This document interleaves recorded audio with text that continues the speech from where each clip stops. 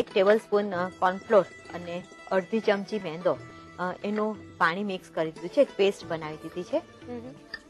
અને જે fresh bread crumbs આપણે અંદર નાખેલા એને પ્લેટમાં લઈ લઈએ.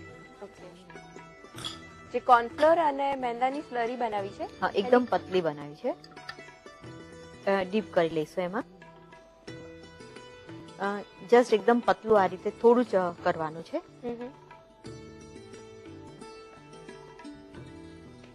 બધા જ કબાબનું એક સાથે બ્રેડ ક્રમ્સથી કોટિંગ કરીને રાખી દઈએ છીએ. હા.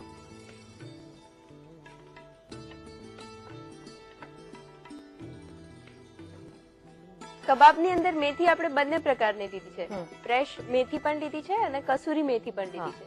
તો બેમાંથી એકની જો ગેરહાજરી હોય તો બની શકે? હા, બની શકે. એકચ્યુઅલી કસૂરી મેથી એકલી નાખો, વધારે માત્રામાં નાખીને પણ બનાવી શકાય. અચ્છા.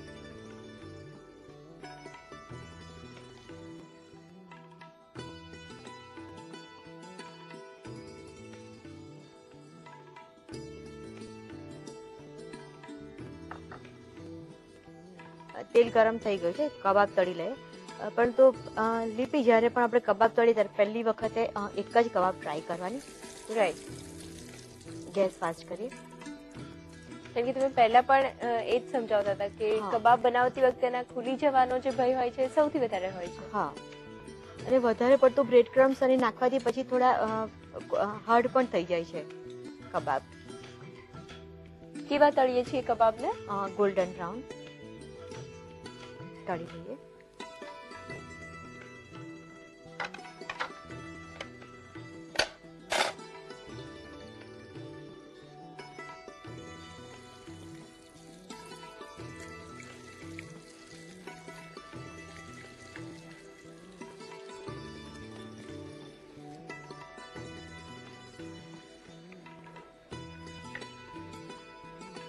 આકરા તેલમાં તળીએ છીએ કે ધીમી આંચે તળીએ છીએ? નાખીએ ત્યારે ગેસ ફાસ્ટ રાખવાનો છે, પછી થોડો ધીમો કરી દેવાનો.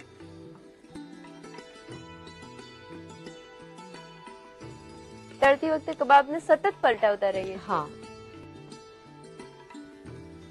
લીપી, જ્યારે કબાબની વાત આવે ત્યારે શીખ કબાબ કે જે શીખ પર કરીને બનાવતા હોય તો ક્યાં તો એ ગ્રીલ પર કે તંદૂરમાં બનાવતા હોય તો એ વધારે સરસ લાગે છે કે તો ડીપ ફ્રાય વધારે સરસ લાગે છે. શેલો ફ્રાય કબાબની એટલી મજા જ નથી આવતી.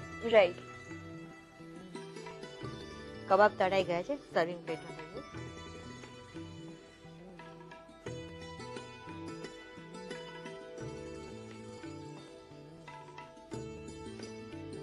તો રેડી છે મેથી કબાબ. ઓલવેઝ કોઈ પણ કબાબ ગ્રીન ચટણી જોડે અને સેલડ જોડે ખૂબ જ સરસ લાગે છે.